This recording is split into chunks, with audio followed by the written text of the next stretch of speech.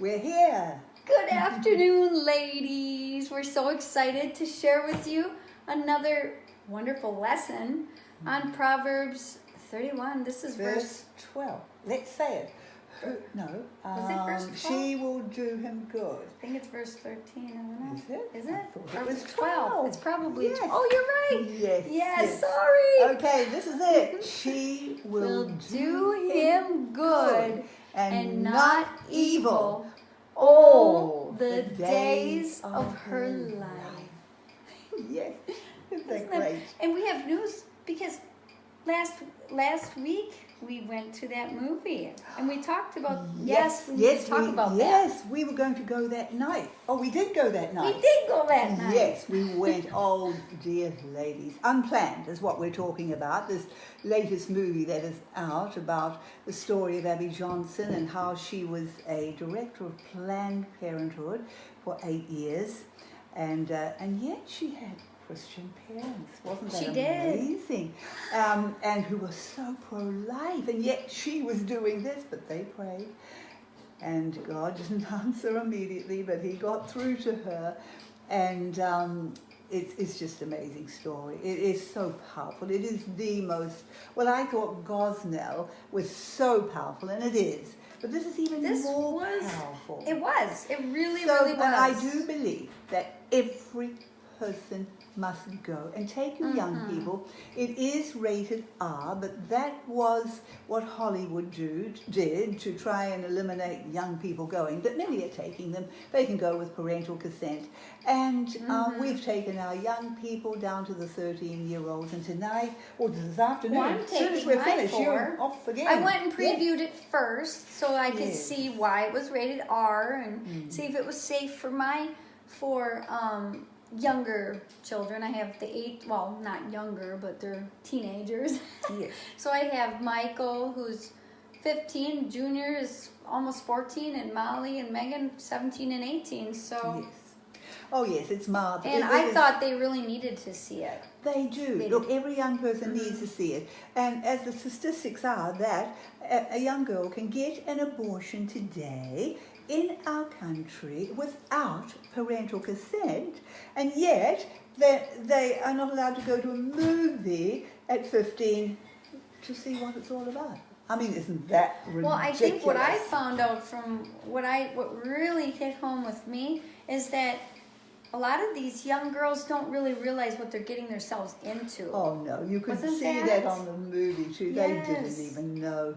They didn't understand. Like even the girl in the beginning when they gave her this pill to take, she didn't realize. They told her, "Oh, you'll just have a little mild cramping," and well, it was quite horrific for this young lady, and she felt like she was very misled. But she ended up becoming the advocate that was for Abby it herself. Yes, and oh yes, you must go. Well, anyway, we all went last week, and this afternoon, as soon as we finished talking to you, Erin's off with all her fam and a few other girls, and my above Ruby's girls. Yeah. And then tonight, Colin and I going again. We've seen it, but why are we going again? Just to be a voice, just to fill some seats. Now, I read last night that they are wanting to try and get it out of the theaters as soon as they can. This movie's too powerful, and they want to take it out by Thursday unless the movie theaters are being packed. So we, as God's people, I know you believe, you're pro-life, you believe in life, but and you think, oh, I don't have to go. Yes, you do. We've got to go to be a voice. We've got to let Hollywood know that, yes, this is what we want to see. We can't be bothered with all that junk and stuff out there, but these are movies we want in the theaters. And if we can get them in the theaters, we can hopefully that more of these liberal, humanistic, pro-choice people will even get to see them. We want them to get in, because once you have watched this video, you would have to have a heart of stone and a mind that's totally, well, what would you say? reprobate. Yeah, and beyond anything if you could still believe in abortion, because it just exposes so radically what yes. it is. And so do go quickly. Don't think I'll go next week, because it might not be there. Although we pray it will be. We have that $5 day, and I heard that that's pretty nationwide. Most theaters have a day during the week that it's half price. So $5. just do something on the spur of the moment and say, come on, let's all go tonight. Yeah. And this afternoon or whatever, just go. And do it as soon as you can. And if we can keep packing these theaters, we can keep it there longer, which is what we've got to do. Yes. Absolutely. Well, we're going to get right back into this, and you're going to enjoy this, because we started off pretty strong last week, and we've had some really good pointers and encouragement. Well, we'll continue on here. What one are we up to? These are ideas of doing good to your husband. Instead of evil. Okay, so this one would be the next one. Go ahead and read. Finding ways to help him. Not nagging him about all that he needs to do for you. That's a good one, isn't it? How are we going to keep this open? Like this? I know, let's put that in it. Yes. Yes, because that's what we are. A helpmeet. A helpmeet. That means a helper, doesn't it? Yeah. Yes, and the word is ezer in the Hebrew, E-Z-E-R, which literally means helper. Well, actually, it is a little bit more even powerful than that, because in that word helper is saving strength. It is someone who comes along to not only help, but to save and to give strength. And that's what God does, because although that word, ezer, the first time it's mentioned in the Bible is in Genesis chapter 2, and it's used of a woman. It's used of us. And God said, I will make a helpmeet. 2 words actually, ezer kenegdo. But the first part is ezer. But that word, ladies, is also used of God. It's when it talks about God is my help and my strength. That's the word ezer. And yet, it's used first of us, of a woman. Isn't that wonderful? I love so that. So when you think, oh, goodness me, I'm just made to be, I'm second best and I'm just the helper. No, you are like God. You are revealing an attribute of God. I'm revealing an attribute of God. And I have to remind myself of that, because sometimes, if Colin's calling, Nancy, I need you to do this. Nancy, can you do this? Oh, and I think, hell, I'm just being pulled in every direction. And goodness me, why can't I do what I want to do? That's your flesh. So and I have to remember, yes, what a privilege. This is who I am, to be his helper. Yeah. And I'm like God. I'm coming to save him and to strengthen him and to help him, because he needs it. Men need it. I mean, they were created stronger than us physically, yes, and I believe that. Men have 50% more brute strength than women, and that is true. And, well, I'll admit, I'm a pretty strong woman. But probably physically, a lot stronger than I am. But I'm not as strong as my husband. And, my husband is always carrying heavy, I carry heavy things, but he carries even heavier things for me, because they can carry heavier things than we can, and they're stronger, and they are meant to be the ones who go out and do the hard work providing, and they are the ones who are the protectors. And that's why, if I can go on about this, I believe, and I'm sure you do too, that it should be men who are in the military, out on the front lines. Yes, we have women, of course, in the military who are doing other kinds of tasks, but I don't believe they're meant to be out on the front lines and doing what the men do. No, it's ridiculous nonsense. Against nature. It's against nature. Well, they even do it in the Olympics and everything. They've got people that are confused about their gender. Yes. everything. I mean, And then they say, well, I identify as a woman, and then they can beat all the women runners basically because their bodies are naturally stronger. It's just like, yes. So there's all these weird things we're getting into these ages. And the amazing thing is, Erin, isn't it weird? And all you lovely ladies who are listening, I know you'll agree, but let's just say it.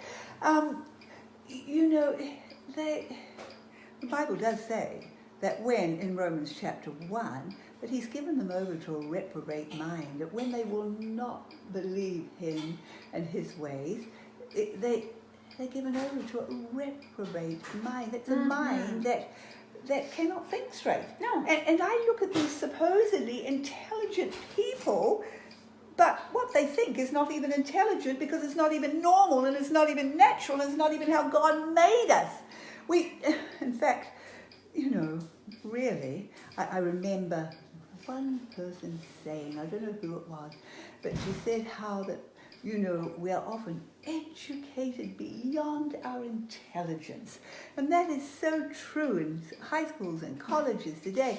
Our precious young people are being educated beyond their intelligence. What they are learning is no longer intelligent or inherent or what we just know because who we are, how God made us. It's gone beyond that into such deception and they're believing it. I know. Crazy. It is so crazy. I know. But that's all to say, even though our men are strong, they need us. They do. They need and they us. don't need us to nag at them all day long either. That's right. I mean, I've been there and done that. Oh, yes. Oh, just like, Well, how do you nag somebody? What should we say for an example? Well, Because I my haven't done it in naughty- so long. I've actually got the opposite. My husband gets upset with me for not asking him to do things. Because I always think, well, I'm your helper, so, you know, I just want to just help him and let him do what he does and everything. But he's like, why didn't you ask me to do that? Well, I don't want to be a nag. And he's like, well, that's not nagging if you just ask nicely. Yes, I don't think that's nagging. I mean, I have to ask my husband, darling, could you fix this? Or this is broken, could you fix that? He knows I'm hopeless at fixing things, but you're pretty good at fixing things, but I'm not. I couldn't fix anything. No, I can't fix anything. I always mention those things. Yes, but no, that's not nagging, because husbands like to feel needed and that they're the man around the house, and if it wasn't for them the whole house would fall down because it would all get, and we wouldn't know how to fix it. So that's not nagging, no. Nagging would be like poking at them like constantly. Yes. You didn't fix that. Why aren't you fixing that? You don't care about me. You're just doing whatever you want to do. Why not? It's kind of a negative. Nagging would be more of a negative yes, and type it's how of you thing. do it. And if you ask, see, it's a big difference between nagging and asking. You can ask your husband to do something sweetly and nicely, and when you ask him, darling, do you think you could do this? They love to respond to that. They don't respond to nagging. I think I don't really nag at anything except one thing. What is it? Oh, I have to confess my sins. I often nag at him about what he eats. And he doesn't like it either. But the trouble is, he does these naughty things every meal. If it was just sometimes, it would be all right. So, Maybe if you stopped nagging him, maybe he would just no, I don't stop. really. You think? No, I don't you really don't. nag him all the No, time. But then she again, I would doesn't. often say, "Oh, but that's junk. Just leave me alone." Oh no, he doesn't like He just that, does likes he? his junk. Most He likes- husbands do, don't they? Well, my husband used to hide the junk in his working truck. When I used to nag him all the time on the food, and I'd say, "You're poisoning yourself. It's gonna kill you. You're being a bad example to the children." I guess that would be maybe nagging, or I don't know what it was. But he ended up having a stash of like these naughty things, like little Debbie treats. And he had them all stuffed under his seat. One time I went to go help him clean it out, and I'm like, "Oh, what is all this stuff?" And then he had this sheepish look. He's like, "Oh no, she found my secret stash." But then I actually repented. I was like, "Oh no, I don't want to make him feel like he has to sneak around with stuff." So then I ended up saying, "You know what? You're the man of the house. You just buy whatever you want, and I'm not gonna be upset about it. And just know that how I feel about it, but I'm not gonna nag you. And then guess what happened? He doesn't want any of that junk anymore. He hates junk. Well, He only wants healthy things. My husband reads about it all the time and how The junk? No, he reads about all the good stuff and what you should be having and what you should eat, but he Oh, doesn't the do it. nutritious stuff. Oh, yeah. Oh, he does. He knows a lot reads about it, that but he stuff. doesn't do it. Oh, isn't that interesting? Oh, that's just fun anyway. I know. Yeah. Anyway. Okay, so now the next one. Making meals or lunches for him, not forgetting to feed your man. Amen. Amen. Yes, this is our privilege to feed them and look after them. And to me, it's a great thing because at least when I'm looking after him, when I'm feeding him, I can feed him healthy food. Yes. And if I didn't do that, he would always choose the wrong stuff.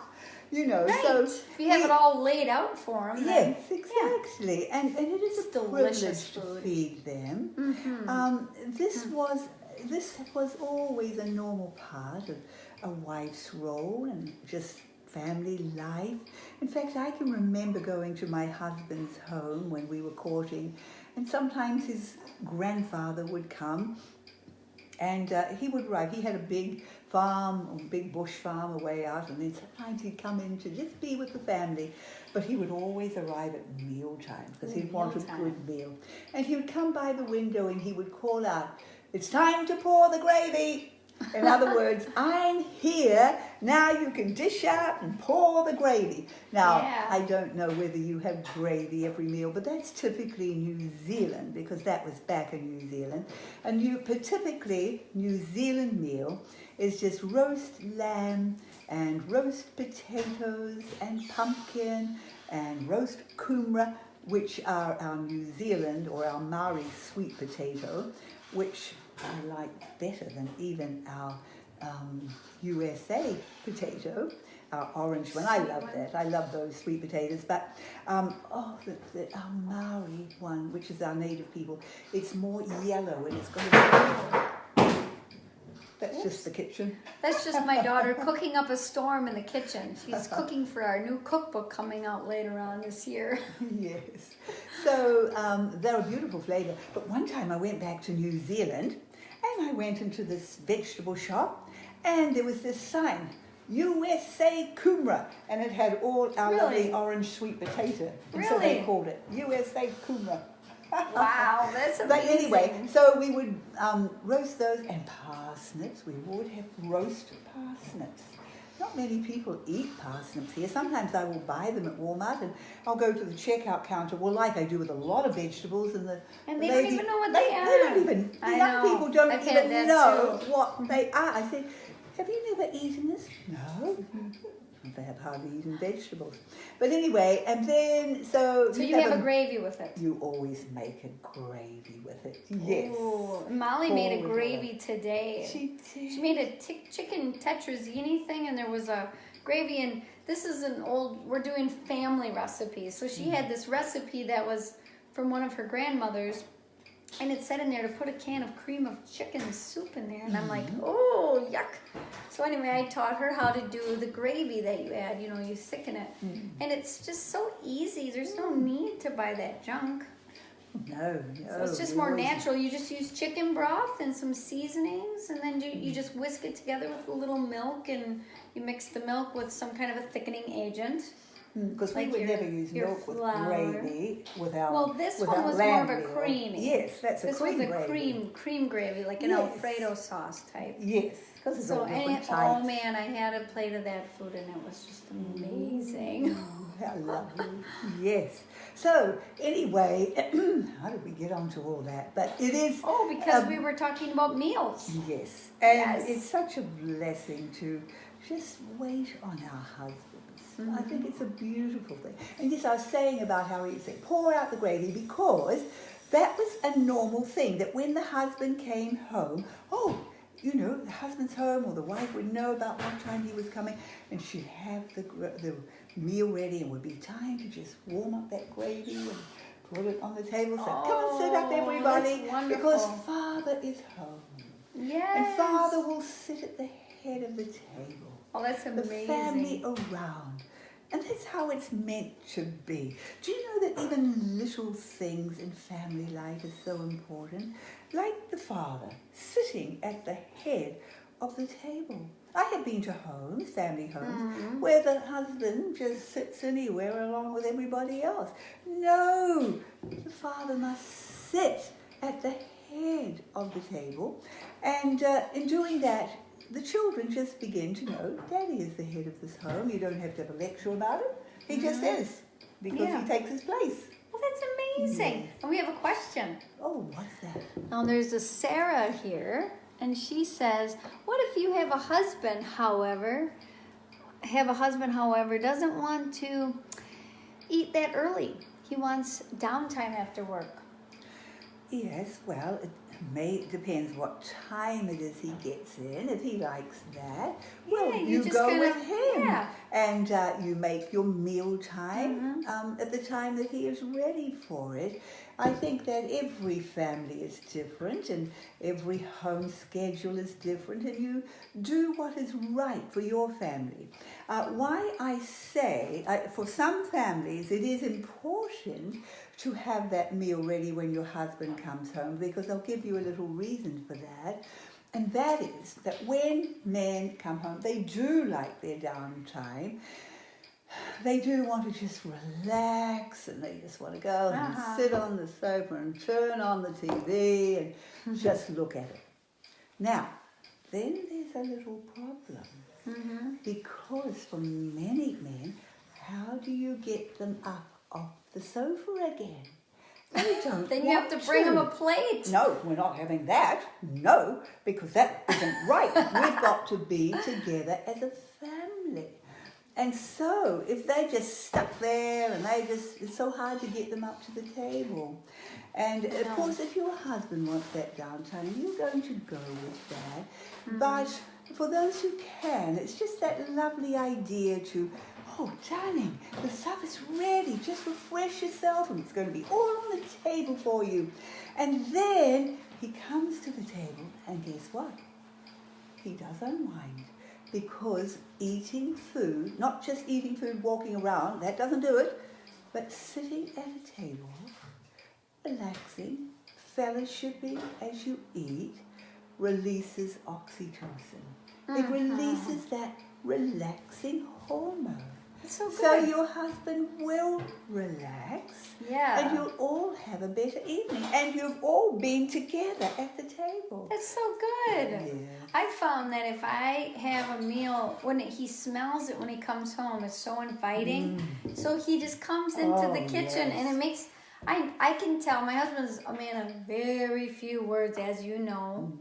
But I can just tell by the look on his face that he's so happy that he knows there's food going to be just set on the table. And when you he washes his hands and he freshens up a little bit, and he's just so hungry from working all day, and it's just such a blessing to him to have that meal.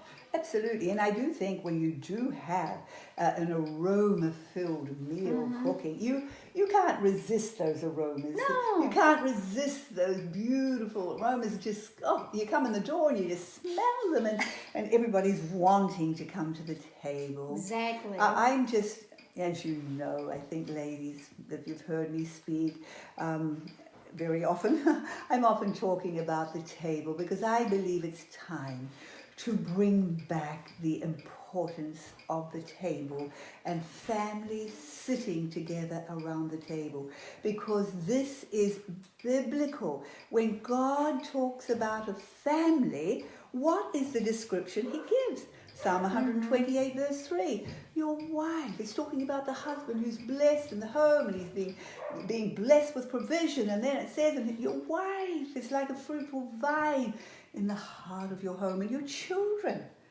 like olive plants, all around your table. Aww, God, that's so nice. I know. It. So now, important. I know you've got something to say, but I was reading that book. It was called what was it called? It was by John McCain, who's now passed away. And I have to confess, I did not agree with John McCain's political stance because he was becoming more and more liberal. But I do have to admit that his book was very good, The Faith of Our Fathers. And he wrote about his father, who was a great patriot, and his grandfather, who was also a great patriot. And then he wrote about his time in Vietnam, which was very powerful. So it was a good book. I enjoyed the book, but sadly, as time went on, I had to change my opinion of what he was believing and acting. But anyway, he said in this book that for the evening meal, his parents would come to the table dressed, his father in a suit and his mother in an evening gown. They did this every night because this was the importance they put on the family meal table. Really? Isn't that interesting? I love that. Well, That's I'm nice. so glad. My husband has always, I have never in our 56 years of marriage, has my husband come to the table in his work clothes. He will always dress appropriately. If he's not already on his suit, he's always wearing a suit. If he's not already in his suit, he will always at least dress tidily and look presentable and ready to sit at the table. I don't think I could get my husband to do that. He does not like to dress up ever. He does really go out of his way for Sunday mornings, though. But every night, if I told him to get a little bit of a suit on or something, he would think I was off my rocker. Yeah. Well, Colin doesn't actually get into a suit. But I'm always dressed nice. I'm always wearing a little dress or something myself all the time because actually, I think whatever you're wearing is kind of you set the mood for even your whole day. Like for me, I started doing that long ago. I just thought, since I'm the queen of the home, I dress like a queen, and then I feel better. You look good, you feel good, you feel ready for the day, you feel like you're in your role. I don't know, people dress up for work every day, right?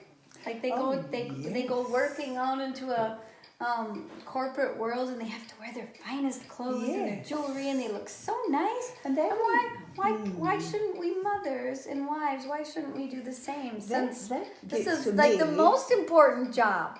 Oh, absolutely. In the whole world. While we're talking about home, I'm just going to go to church. I feel sad today, and I don't think I can do anything about it because the trend has just changed.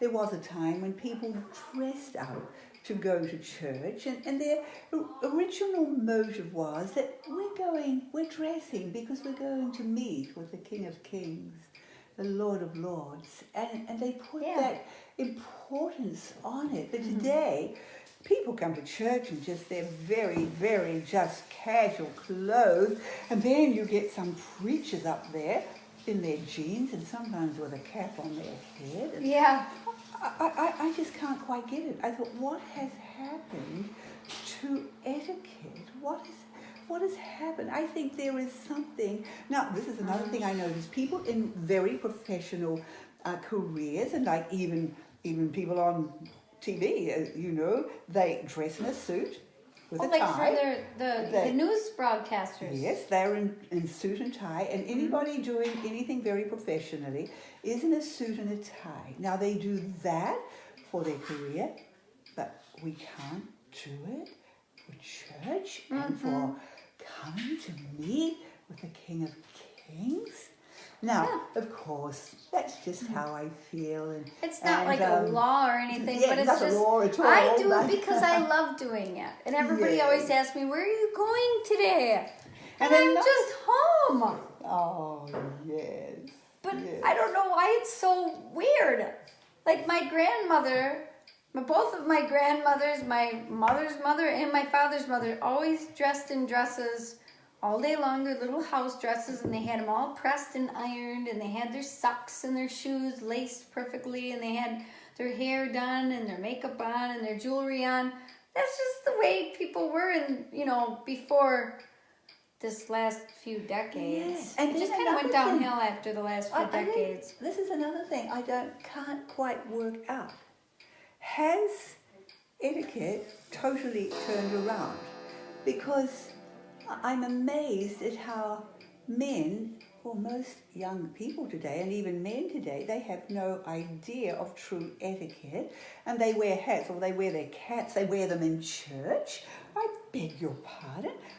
There are preachers who preach in them. There was a time when a man would never, it is totally against true English etiquette, never ever to go into church with a hat on. A man doesn't wear a hat. Usually the woman did. Well, the women used to. My They mother used to. remembers when she was in the Catholic Church. She remembers wearing doilies on her head when she was a little girl. Like they had to wear doilies on their head, and I had such a close encounter with the head covering thing. You know, living with the Amish, and they always, that was their biggest argument, was that. But they're like, women all throughout the ages always covered their heads, well, but then, and then they would argue that it's only been in the last 50 years that they didn't, but I think longer than that. I don't even know. Yes, I mean, it's just not even. That's a side issue, I think, but just also, I mean, culture too. But when I was growing up, my mother wouldn't walk even down to the shops without putting on an even more special dress and her hat and her gloves and her handbag and walk like a queen down to the shop. Wow, isn't that something? So, but today, and then you would never just stand talking to a woman with your cap on. You would take it off and give a little bow. We've forgotten to teach our sons what's normal.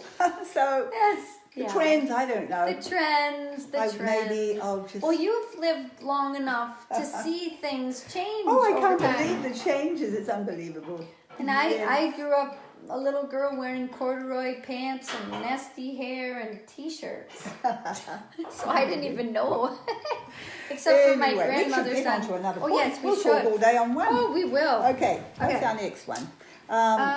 Your turn, my turn. Your turn. Making the home a haven of rest when he turns home from work, not a messy, loud home filled with chaos. That's a good one. What are you going to say about that? Well, I had like a little, I don't know, like a little routine right before Mark would come home. And I would just be like, okay, everybody, clean up, everybody, everywhere, clean up, everybody, do their share. And we would all just pick everything up. And I used to have a rule with my children. They could play with a toy or a project, but they couldn't get the next project out until the first project was cleaned up. Mm-hmm. And I see a lot of mothers that they don't even know how to get their house clean. You go to their house and there's projects everywhere. There's projects here, there's games opened up, and there's toys streamed out over here, and this one got into this project and they never finished it, and there's just clutter and mess and all over the place. When it's real easy, you could definitely have just a little team meeting with the children and say, okay, we're gonna have a little cleanup time, and oh no, you're not allowed to play with the next thing until the first thing is cleaned up. That was always my staple rule. I think that's very, very good. Mm-hmm. And I love that little song. Sing it again to them so they can teach it to their children. I love it. Yeah. Clean up, everybody, everywhere. Clean up, everybody, do their share. I love it. I wasn't as creative as you, but I used to say, about half an hour before I knew Colin was coming home, and often the place would be a mess. It wasn't that it was dirty, it was just things were there because everybody's been doing their thing, and maybe I'd be doing my thing too, and then I would say, okay, let's have a 1, 2, 3. So, okay, everybody, 1, 2, 3, go! And we'd all have to rush and put everything away and hopefully put it all in the right places. But if we were rushed for time and we didn't have time to even put it in the right places, well, we'd throw it in a cupboard so it's out of the way. So that when my husband walked in, he could walk. There was room to walk. Well, and he could walk into, and it looked kind of fine, you know? Right. And they need to feel that when they come in, don't they? That it looks good. They don't want to come in to junk everywhere and stuff all over the floor, and they trip over the toys, you know. And then all the children running around, screaming and yelling and fighting. Everybody should just be kind of like calming down, getting ready for dinner. That's what I always did. If my husband would come home and there was toys strewn all over the floor, he'd always complain about it. He'd always say, oh, they have too many things. They can't keep anything cleaned up. We need to get rid of it all. Yes. Yeah, and so, true. And then I told the children, I said, don't think he won't throw your junk away. And he has before. He'd just grab it all and chuck it outside. He'd be like, I don't want to trip over your stuff. Well, so I think he just didn't like it. No, and really, most children have too many toys anyway. Yeah, we just had to keep it organized, and then it's easy. True. And you don't need so many, don't you think? I mean, children have too many toys, and toys, toys, all these plasticky things, really? I mean, it's amazing. Children can survive with very, very few toys, and then they become more creative, and they begin to work with and create with and play with just raw matter and stuff and things around them, which are usually far more creative than toys, because there's the toy, it's just the toy. What do you do with it? Well, you do something, or you press something, and that's it. But if you've got some raw material that you've got to create something with, or make something with, you become more creative. And I can remember with some of mine were little that I would allow them, I was rather a lenient mother, but I would allow them to just create, and sometimes they would rearrange my whole house, and they would take all the chairs and they'd make it into a train, and they'd get out the blankets, and they'd make huts, and that's great. Just do all that. The whole house was completely upside down. Yes, but then we would clean it up, right? Yeah, then we just clean it up. It's actually not much more cleaning up than a whole lot of junky toys, which really, when they play with toys, they only have 10 minutes at the most, and they're bored. But you let them creatively play, and they'll do it for hours. Oh, they would. Yeah. The kind of things I always had for my children were learning toys. Yes. I did have learning toys. I had the Playmobil. So when people would, like the relatives would say, oh, we'd really like to buy your child a birthday present, I'd always say, well, why don't you, pitch in with other people and get them another little set that goes with it, and then they could actually live act out real life, like the hospital or the schoolhouse, and they could teach their little peoples. Or they played with the Legos. The boys liked the Legos, and they would build all sorts of things. And then sometimes you just give them toothpicks, and they would glue the toothpicks together, or play with a box. Those are other ideas, or just play outside and build forts. All sorts of really nice things. Yes, and as our children get older, I was just talking with Rocky, that's my son, this morning, and we somehow got onto the subject of the rat race of today, and how so many mothers are in the rat race, even homeschooling mothers, and they're running their children to this and to that, and often you're more in the car than you are settled in your home. And you just feel, I think because that is part of society today, extracurricular activities, that we begin to think that our children can't survive unless they have them, unless they go to this sport, and they go to this violin lesson, and they go to this lesson, they go to that, and they got all these extra things, and you're running around everywhere, and you're getting overwhelmed, you're getting tense, and that's chaos. It is, and this is the thing though.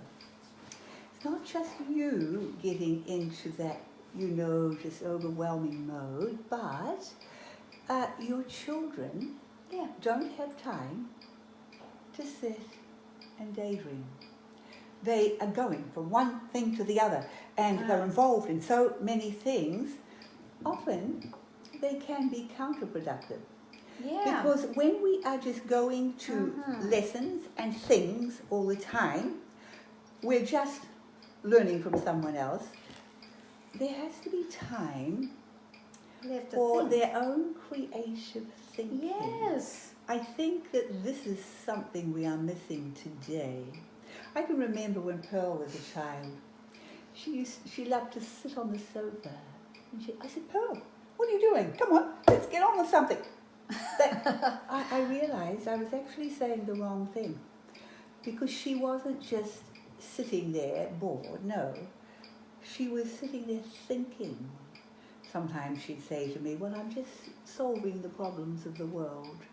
And Whoa, she was a little girl, and she amazing. would be thinking about how she could solve things. Maybe that's why she's doing Trim Healthy Mama today. Probably. And she's, yes, so many of the things that they share with you and do in Trim Healthy Mama are because of their own problems or challenges they have had, and they've had to work through them and find the answer. And so anyway, and then she'd get her guitar and she'd just play and write songs, and I was more of a worker. Okay, just come on, keep going, get work done. Oh, I and know. she was a dreamer, but but she was dreaming big things. I think that children do have to have some time when they are given time and they don't get bored. See, that's the thing. It's terrible. I think it's a terrible thing when children are bored. Oh, I hate it when children are bored. Yes. And often that's why parents keep them up with all these things to save them from boredom. But no, that's just a cop-out. It's just a top-up. We have to create children who are not bored when nothing else is happening. Right. But when they can, in that time, I can think, I can read, and I can think, and I can create.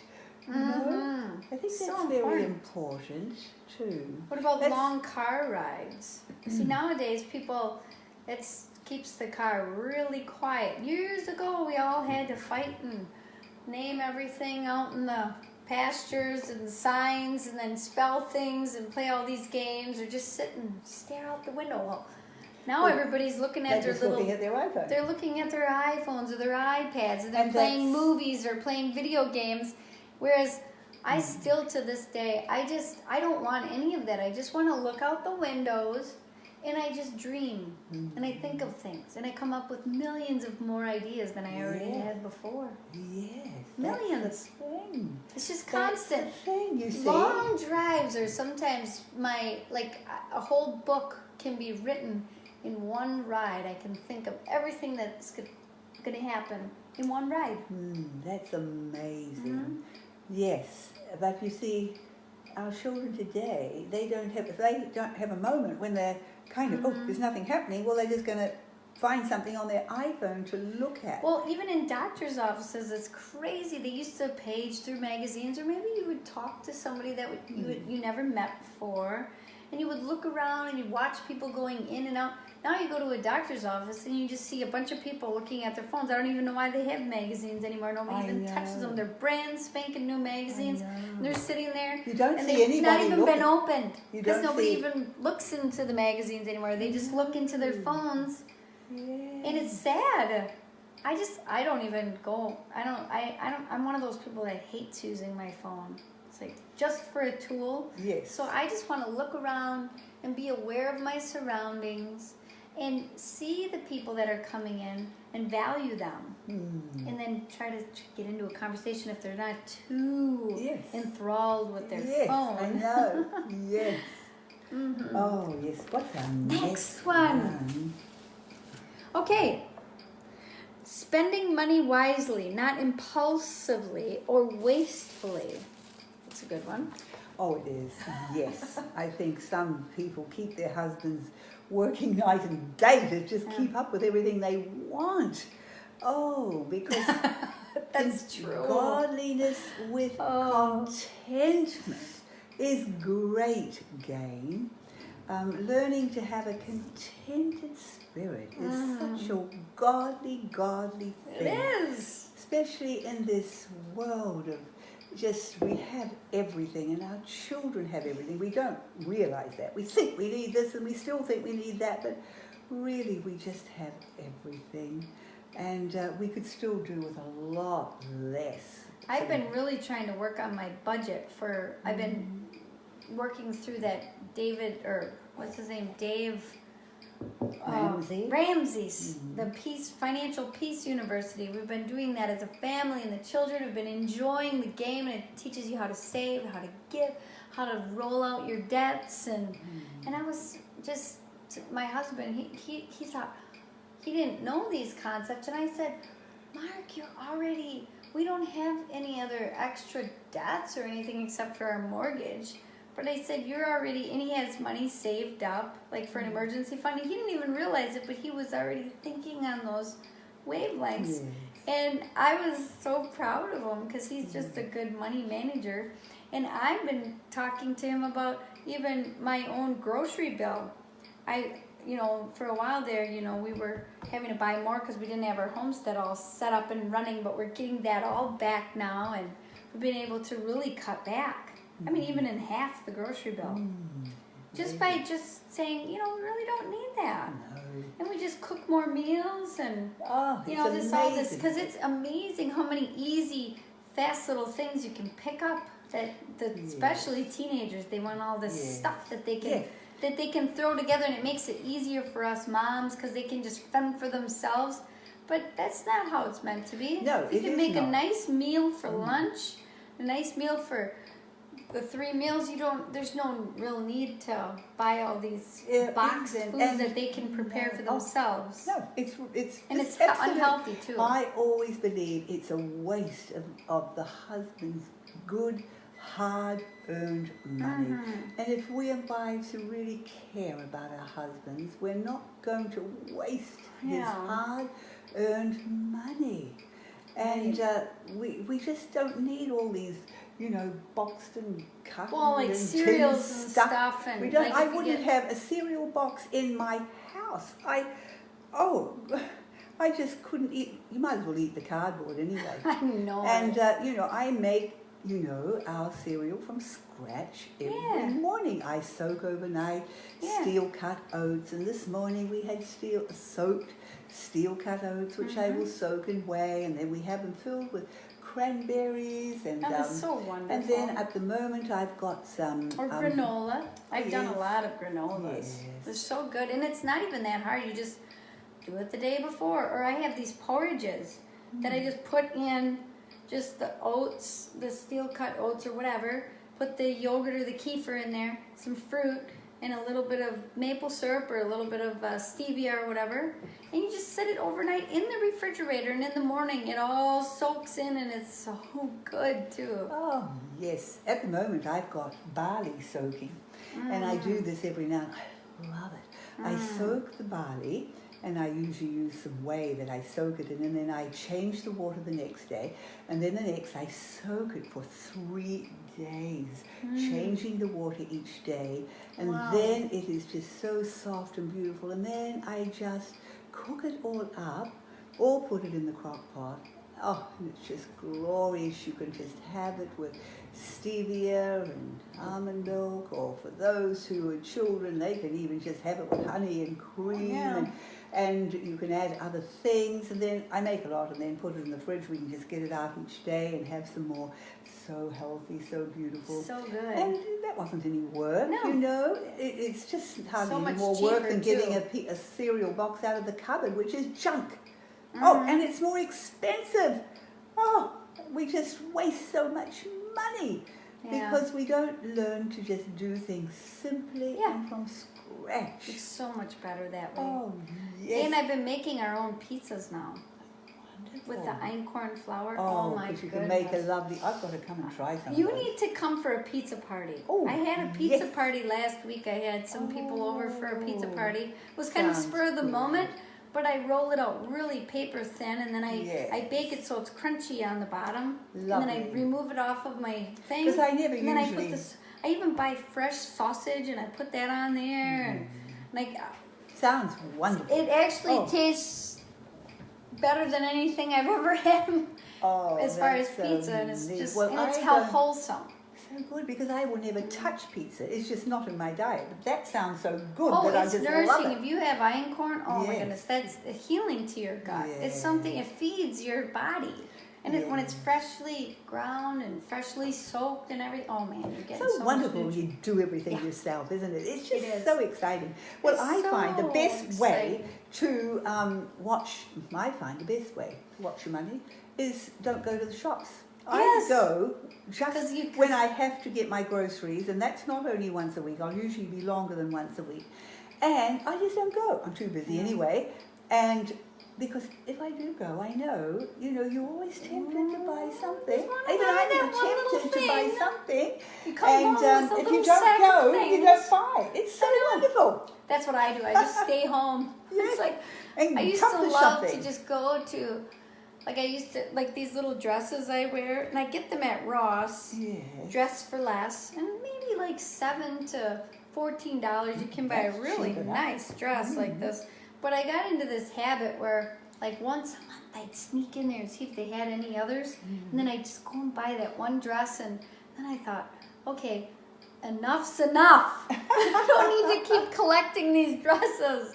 Just keep wearing the same ones for years and years. That's what I'm doing now. They always look different, and they still look beautiful. I think 'Cause I you have chose about- a style. I think I have always about in. 6 different ones Yes.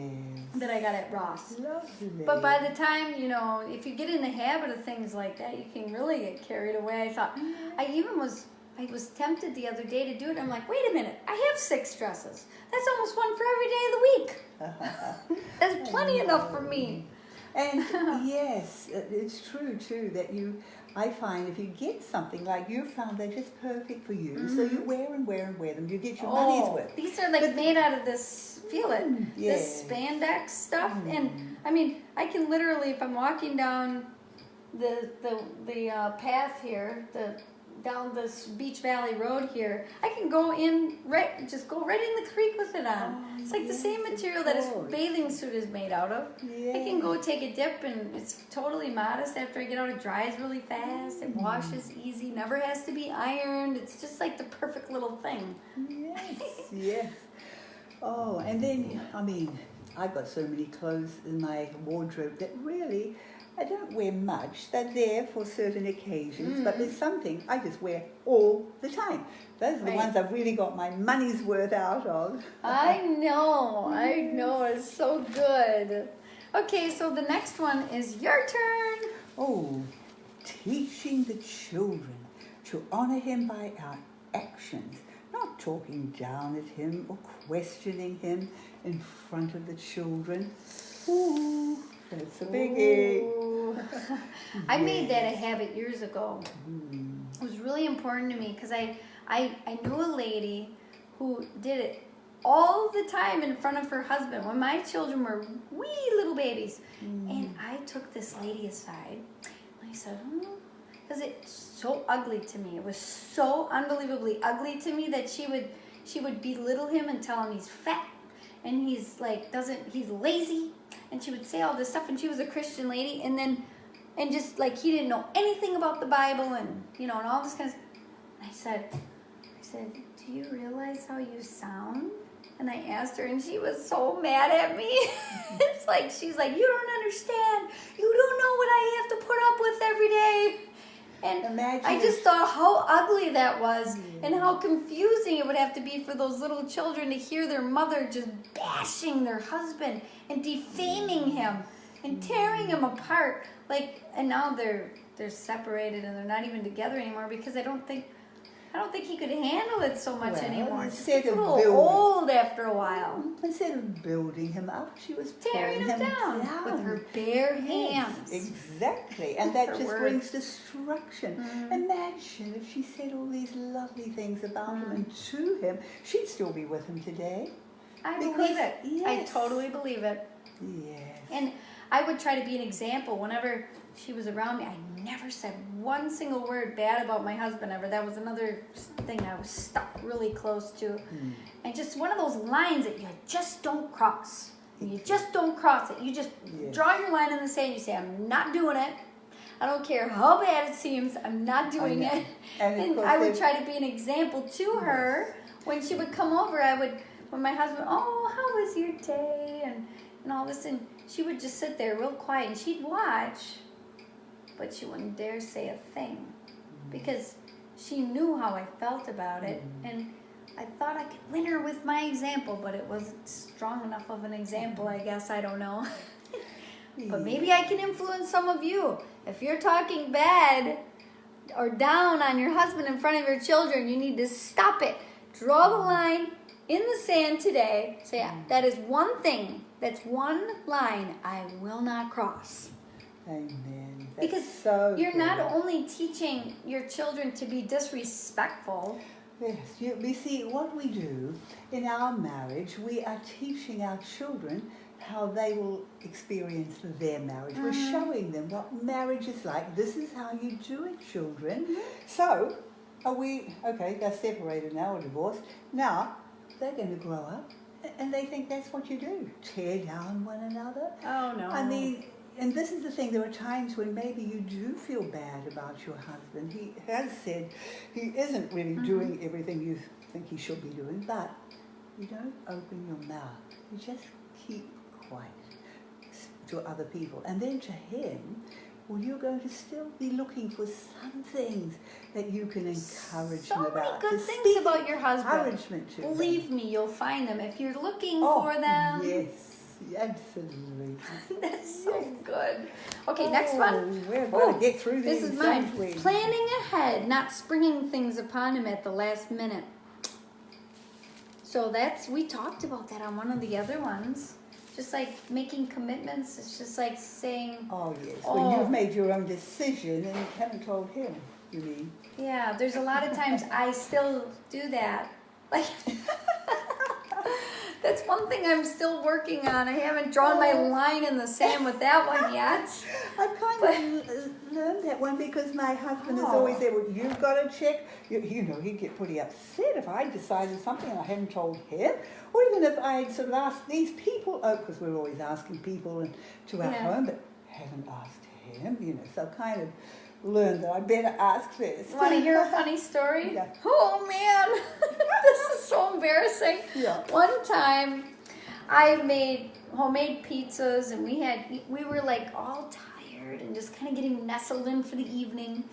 And I made these pizzas, and Molly made some cookies, and we were just enjoying the fellowship. We were in the living room just sitting there relaxing after our meal. And then we saw this van roll in. We had eaten all the food. And I totally forgot that there was these people from Canada that were driving all the way from Canada to come and stay with us. And I invited them over for dinner that very night. Oh. And I said, and Mark's like, who are they? And I said, I forgot to tell you. And they're all like, what? I said, these people are from Canada and I invited them over. And he's like, are you kidding me? I said, no, go show them the gardens. Oh. Bring them out, show them the gardens. I've got to make dinner. Oh. I had to make dinner in like 10 minutes. I know. I couldn't even go out and say hi to them. I had to like literally scramble with all the children and clean up the whole house and the whole kitchen and pretend like we didn't even eat dinner. I know. It was just not a good I've had situation. things like that happen too. In fact, mine was worse because I had, this is when we were in Australia and my husband and I were pastoring a church and we were always inviting people from our church home for dinner, home on Sunday after church or during the week. And these were new people. And we said, well, come over this particular night of the week. And I forgot completely.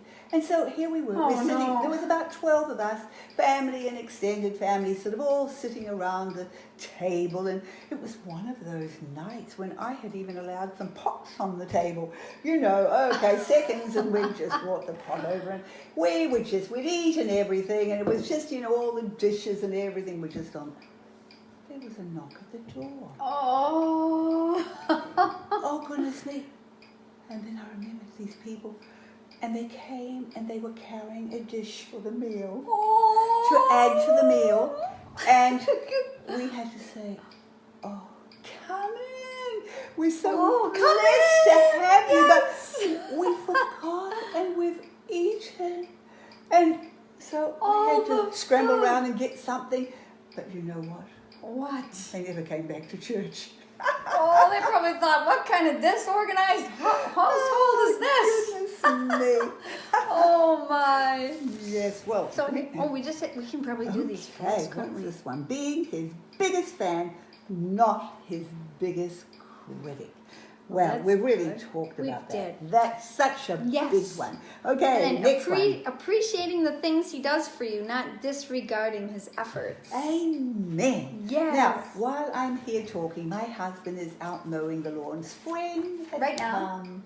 Yeah, right now. Oh, that's great. And spring has come and the grass is already growing up and he loves to keep his lawn beautiful. Oh, he does. So, when I go home, I'll have to notice.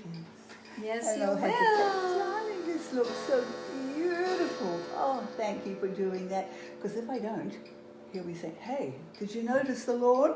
You know, our husbands, they just want that affirmation. They want encouragement. We've got to remember any little thing they do for us, even the littlest thing. Let's say, oh, thank you so much. I so appreciate it. Now, that didn't take much effort, but that means so much to them. It does. Oh, it means so much yes. to them. Just saying something nice and kind. Appreciating them, just Yes. thanking them for But what sometimes they do. they don't who always they are. appreciate us, but that some people battle with that when they Yeah. don't. But the if more you're- you appreciate them, then they just learn by that begin. example. They do. They If can you start begin. appreciating them when you didn't normally do that, then they're like, it's like a silently. Exactly. I got to the point where I don't even need the appreciation from anybody. I died to that in my flesh, and Yes. I'm just like, I Yes. just so in love with Jesus that it doesn't matter what anybody says anymore. I know. But My not life- everybody gets to that place right away. I didn't either, and we like to feel appreciated too. So, but the best way to get appreciation is to show it. Exactly. And I guess I would feel the same, that I Yeah. know my role. And to Yeah. me, my role is who I am and it's my joy. And yes, if people say things, that's lovely, but I don't need it. I am blessed in doing it. Absolutely. And listen, you don't have to, well, some people just feel they have to have it, but you don't have to have it. Just enjoy your role. Even so, Yes. whether people Absolutely. appreciate you or not. We are Well, 3 I know, o'clock. we're at We better 3 do o'clock. one more and close. Allowing him, what's this one? Allowing him the grace to grow, not forcing him to change for you. That's so lovely. Many times you just have to realize your husband is who he is. You can't make him to be someone else. You married him as he was. And sometimes you think, well, you were going to change him and just make him what you wanted him to be, but that Right. doesn't work. They will always be who they are. And we have to learn to appreciate them for who they are. It's so important. Yes. And not put unreasonable expectations on them either. Yes, I know.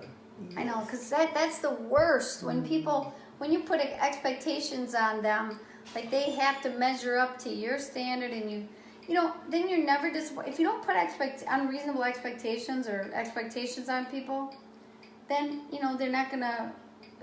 They have the opportunity to grow into who God is creating them to be. Yes. That's so important. That's what you really want. At the end of the day, you just want your husband to be exactly who he was created to be by God. Amen. Because every single person is different, Mm-hmm. unique, and that's how God made them. He didn't make them someone else, and He didn't make them like you. He made them who they are. So let's all, me, and each one of us, seek to just appreciate them as who they are, and encourage and love and bless them and who they are. Let's pray, shall we? And this will be on a recording, so you can always watch it later. Yes. And so let's pray. You go ahead. Dear Father, we just thank you so much that we are blessed to be women. You created us female by your design. It's your plan. This is how we're going to fulfill our destiny as female.